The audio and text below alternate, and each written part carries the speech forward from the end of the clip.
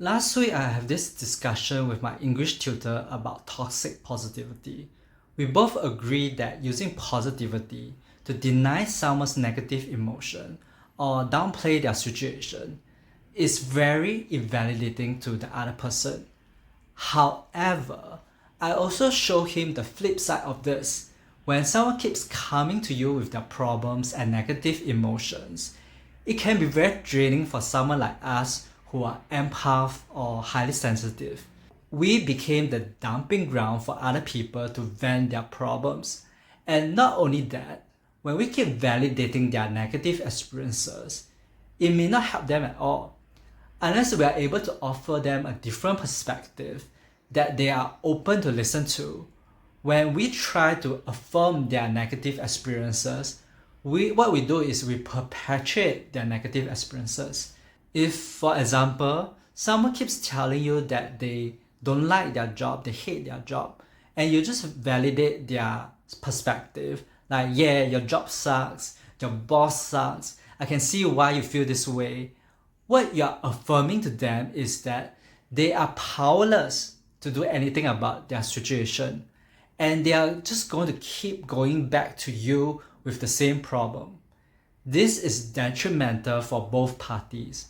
So it's very important for empath to be selective and intentional to protect your own energy.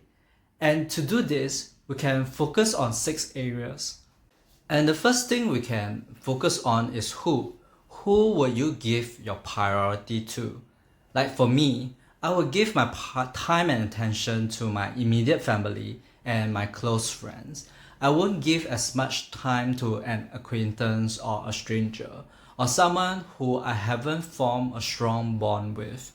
My time and energy is reserved for those who are important to me. I couldn't give everyone the same attention. It would be very draining for me. And this may sound like a no-brainer. Of course, you want to give your time and attention to those people who are close to you. But for an empath, we tend to forget about this priority because whenever we face someone and their energy, we immediately kind of matches them. So it's crucial for us to decide who is important to us. Sometimes maybe it's your family member, and sometimes maybe it isn't your family member, because your family member may not be people who respect your boundaries. For you, maybe it's being in a loving community that you would love to support. You kind of need to know who is in your inner circle. Your space, your aura, your time and your attention, all these are very precious to you. Not everyone will get to step into your inner circle, your space with you. You have to be very selective who you let into your inner circle. Of course, this really depends on the context. Sometimes I will give my time to a stranger, and I wouldn't give my time to my family. That's why we need to explore the other questions and other areas we can focus on. The second thing we can focus on is what? What am I giving my time and attention to? For example, if my mom has problems, I would be willing to sit there and listen to her. But if my mom is talking about her friends and their problems and complaints, I will be like, no, sorry, I'm not interested. I typically don't enjoy listening to other people's complaint or their venting.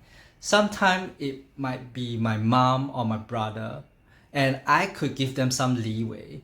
But outside of that, I usually don't do that. Because I used to be the person who would be there to listen to other people's complaint, but I quickly realized that most of the time, people just want to vent their problem to you. They just want your validation, but they don't want to do anything to change about their situation.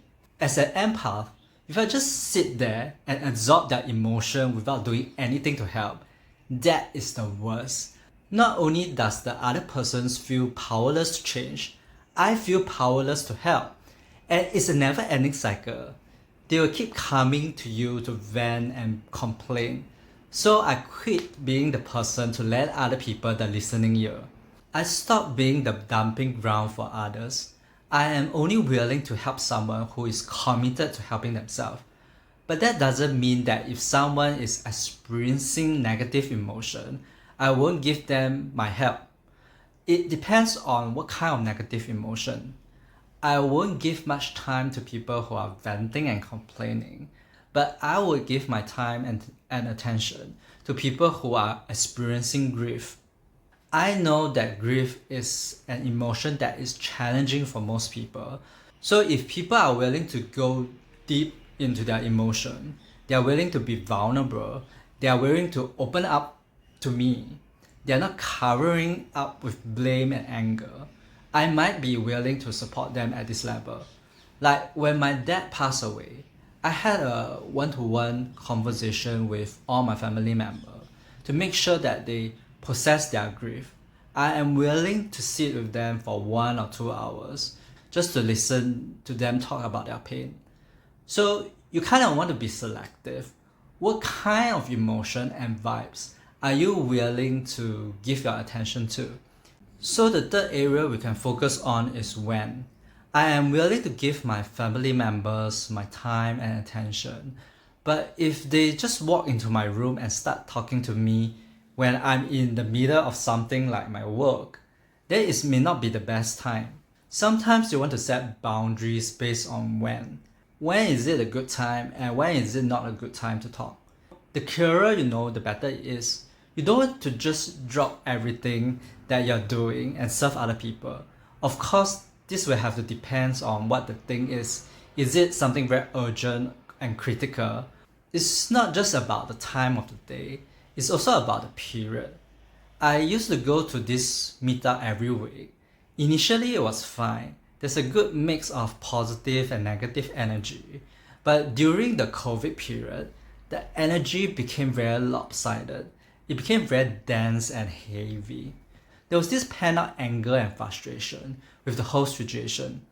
Eventually I stopped going because it was too much for me to handle. I didn't want to put the world's problem on my too fragile empath shoulder. And I realized it's really not advisable for empath to listen to other people's problem at night, because we may become overly invested in other people's problem. Whenever I left the meetup in the evening, I couldn't sleep at night. My mind was racing. I was thinking about how I could help them, what I could say, how I could say it better. You're not just emotionally tired, it also affects you mentally and physically. Sometimes you are even more invested in the well-being of others than the people themselves. So I don't go for this type of meetup anymore. You know, those groups that are more problem focused, especially when they are held during the evening.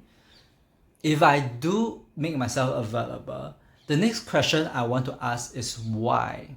So the fourth question you want to ask yourself is why. Why am I willing to give my time and energy to somebody? And is that intention really serving me and the other person? You know, we cannot just avoid everybody. It defies our true compassionate nature as empath. That's why we have to be selective and ask ourselves, why are we giving time and energy to someone else? Am I doing this because I want to support my friend? Or am I doing this because I am people pleasing? Is it because I'm afraid of how they'll perceive me when I don't help them or when I say no to them? That's why I help them. As I mentioned in my previous video, the why question is very revealing. It gets to the core of the situation. It tells you whether you're truly acting from a compassionate nature or you have some codependency issue that you need to address. If I'm just acting out of guilt, then I know that I don't have the right intention. It won't be beneficial to them and it won't be beneficial to me. It would be better for me to just reject them and say no. Because if I'm forcing myself to do something that I didn't want to, it will soon become resentment. And by that time, it's much harder to break away. The other party will already have some expectation of you. They will expect you to be there, to sit there and to listen to them. And as an empath, when you reject them, you are going to feel it. The hurt is going to be so much greater when they have developed this high expectation of you. The next question is where? Where do you want to meet the person? If possible, I would choose a place that will be more beneficial to our energy. Maybe it's a less crowded place or it's a more intimate setting so that we can get into the heart-to-heart talk. We can go deeper. Or maybe it's just a stroll in the park. Like let's walk and talk together and just allow the environment and nature to help balance the energy, to help both of you be more grounded. Sometimes people's emotions are localized in a certain environment. The photos, maybe the clothing or furniture can remind people of bad memories and it makes them stuck in certain emotion. If you get them out of the negative environment and bring them to a more neutral environment, they are more open to receiving a different point of view or perspective. They are able to process their emotion much easier. So Zoom calls at homes are great and bad at the same time because you bring the energy into your bedroom. If it's negative energy, it will affect your living environment. But having said that, because you are at your own home, you can set the energy in advance and prepare for the call so that you don't get drawn in by other people's story or their emotion and vibration. So if people want to talk to you about their problems, you may want to consider an environment that is more suitable for an empath. Like what I mentioned before, not crowded, more intimate setting, maybe nature, or some place you have more control of. Next is the how. If you know someone needs your help, you want to first prepare yourself. You want to ask yourself, how do you want to approach this? How are you going to prepare for this? Usually if I'm going to a gathering or a social event and I don't know what is going to happen, I will ground myself in my own energy first. This kind of sets the direction of how I want to go about in the interaction. I may want to take a few deep breaths first, kind of like empty my mind and bring in the light before I enter the interaction.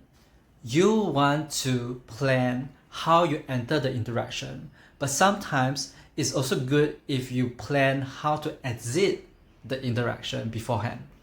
Maybe you can give yourself a time limit of like 1 to 2 hours max. When it's about time, you may make your way out of the interaction.